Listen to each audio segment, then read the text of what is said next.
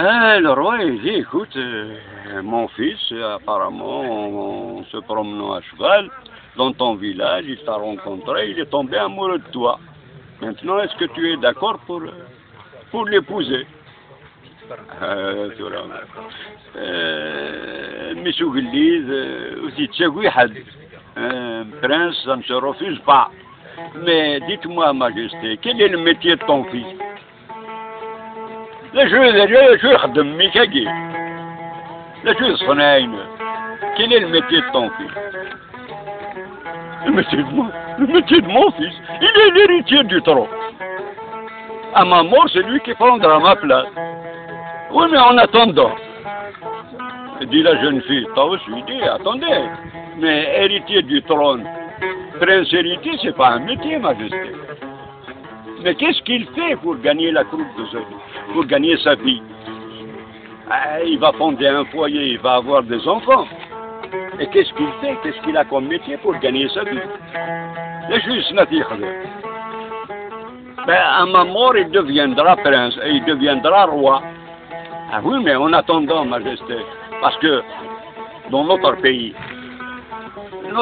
est dit, pendant quelque temps, il y en a un qui tient le haut du pavé, et quelque temps après, il tient le bas du fossé. Alors, qu'est-ce qui va se passer si jamais un autre clan vient et vous enlève du pouvoir? Qu'est-ce qu'il va faire votre fils tout pauvre? Eh oui, parce que moi, si je me marie, c'est pour fonder un foyer, avoir des enfants et fonder une famille. Alors, comment fera-t-il pour me nourrir, pour subvenir aux besoins de sa famille? Alors, qu'est-ce que tu suggères? Il faut qu'il apprenne un métier, comme tout un chacun. Et il y a des cordonniers, il y a des maçons, il y a des paysans, il y a tout le monde. Alors, qu'est-ce qu'il veut faire, votre fils? Le jeune prince était toujours là, il était là. On lui a dit, alors, qu'est-ce que tu veux faire comme métier plus tard? Alors qu'il était en âge de fonder un foyer. Qu'est-ce que tu veux faire quand tu seras grand? Eh ben, je vais devenir tisserand. Je vais apprendre le métier de tisserand. On s'est concerté, on a discuté et on l'a pris en stage à Étaïge. Apprendre le métier de tisserand, chez moi c'est cool. Parce que l'école de tisserand de Étaïjum existait bien avant les Phéniciens, avant l'arrivée des Phéniciens. Et cette école existait à l'époque. Elle existe toujours aujourd'hui. Tu me le confirmes? Merci. Alors, ce jeune prince a décidé d'apprendre un métier et il a été pris en CE quelque chose. À l'époque, ça n'a pas été inventé par les autorités actuelles, les CES, les TUC, les machins. Ça a été inventé à Étaïjum à cette époque-là. Et je vous parle d'une époque très lointaine. Et on l'a pris comme stagiaire. Comme stagiaire non rémunéré. Nourri et logé, mais non rémunéré. Au bout d'une année de stage, يتولي طاوس كان كيا هذا عندها تتخرج وليك يا ويلي وليت كان كيا يغض الوضع مثل الكلب. Il s'est acheté des lunettes pour pouvoir se rassasier. Mais, mais lui, il était amoureux. Je sais ce que c'est que de tomber amoureux. Ça m'est arrivé une fois. Et je sais ce que c'est. Depuis, je n'ai plus ressenti ça. Bon, non. C'était juste en passant à Kagikan. Donc, il était là, il a appris son métier. Il a appris son métier de tisserand.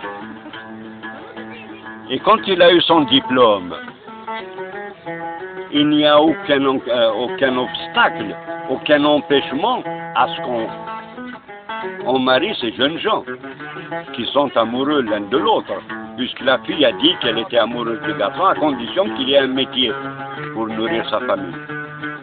On a fait la fête et tout ça. Le roi est rentré dans son palais. Et quelque temps après, le jeune prince, donc Misniou Ghliv, a entendu parler d'un endroit à la mode où la jet set de l'époque se réunissait. Parce qu'il y avait une jet set, ça n'a pas été inventé hier. Hein. La jet set, la chichi a toujours existé. Il a entendu parler d'un endroit à la mode. Et il s'est dit, je vais emmener la princesse là-bas. Elle est où la femme pour dire, ou la zintzette a dit sin, vous direz de ça, ou sin, alors, c'est où la zine. Mais, avant de l'emmener là-bas, je vais vérifier l'endroit. Je vais y aller pour voir que si vraiment la renommée de ce lieu n'est pas usurpée. Et voilà notre prince habillé comme un prince. Des bijoux partout, bling bling. Bling bling, ça n'a pas été inventé en 2007, ça existe depuis. Alors il avait ses bijoux, il avait sa Rolex, c'était pas des Rolex à l'époque, c'était des smartphones, je sais pas ce que c'est.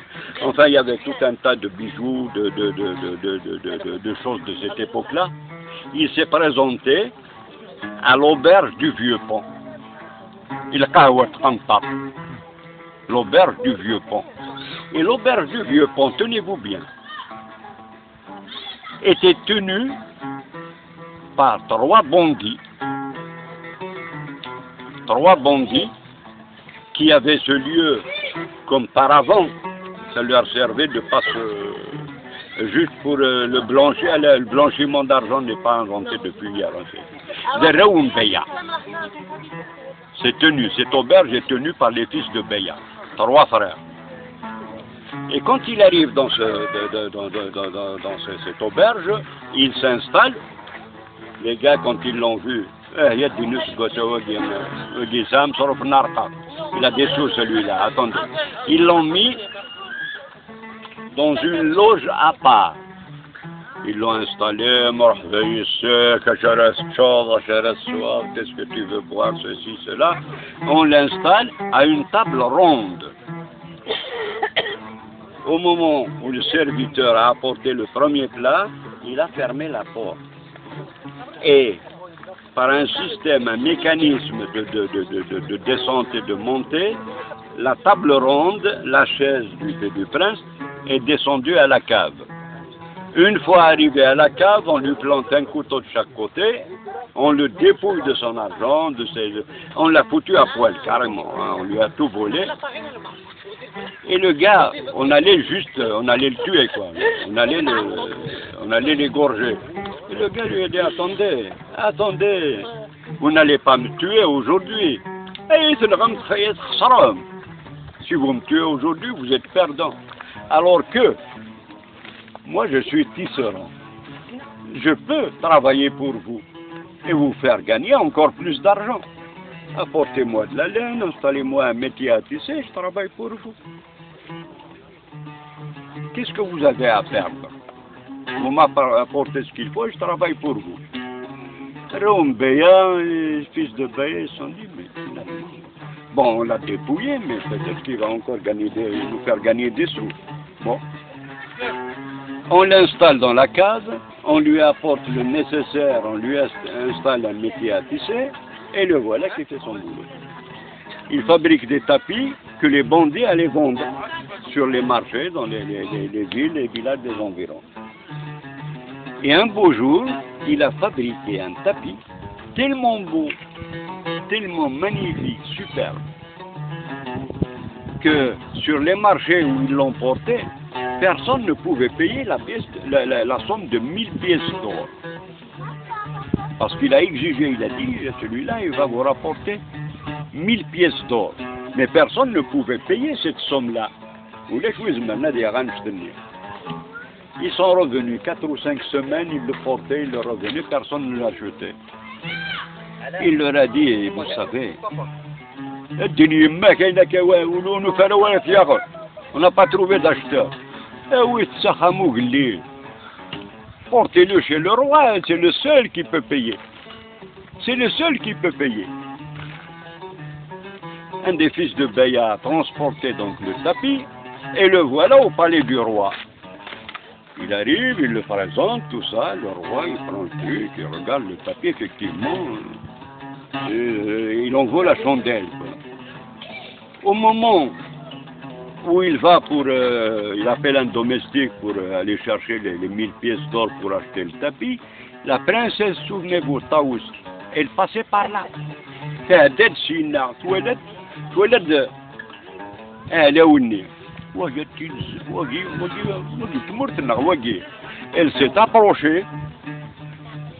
s'est approchée, elle a reconnu le travail de l'école Nathalie.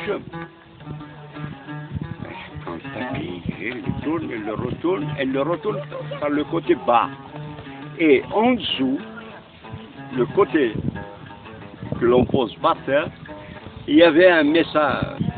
Au secours, je suis prisonnier à tel endroit. SOS. C'est pour ça que maintenant, quand vous allez quelque part, dans toutes les maisons, il y a des tapis qui traînent partout. Moi, quand j'arrive chez quelqu'un, je regarde ça. Ah non, mais je le fais depuis. Hein. Ah oui, si jamais je viens chez vous, que l'un d'entre vous et que vous me voyez soulever le tapis, ne cherchez pas à savoir quoi, je cherche un message. Elle a regardé, elle trouve un message. Ah, il y a dit, yeah! Elle va trouver avec son beau-père, donc elle va trouver le roi, majesté et tout. Parce que les rois de Tamazra parlaient kabyle à l'époque. Hein. Plus maintenant, mais à l'époque, ils parlaient kabyle. Hein. Alors, elle lui a fait lire, c'était écrit en tifinar, hein, le message était en alphabet berbère, hein, c'était marqué en dessous. Les fils de Beya me tiennent prisonnier et je me trouve, oui, à l'auberge du Vieux-Pont. Il regarde, effectivement. Alors, le premier des fils de Beya qui attendait, celui qui est venu, il attendait ses 1000 pièces d'argent, et il a tout de suite, une espèce de DSK, il se retrouve un peu, machin. Non, pas derrière, comme ça. Et les archers du roi de Tamazra, à l'époque, c'était pas rien. Hein. Ils avaient des menottes double foyer, un peu comme tes lunettes, quoi.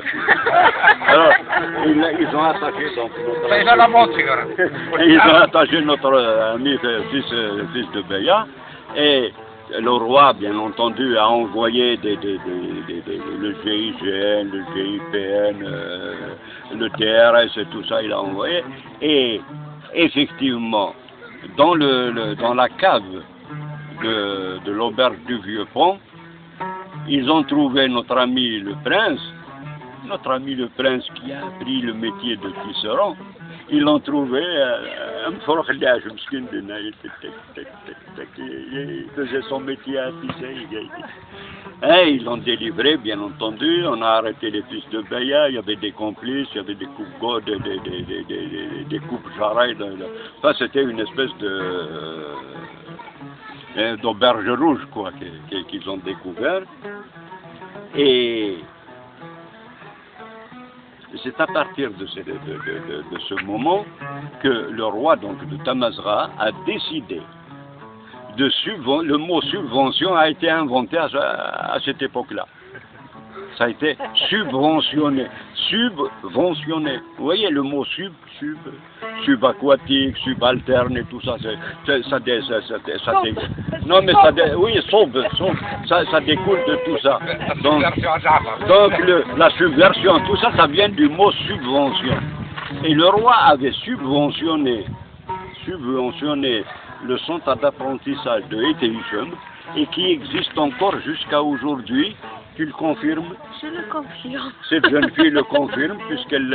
elle est au moins de quelque chose. Oui, elle est née dans le village où se trouve ce centre d'apprentissage de Eteishum.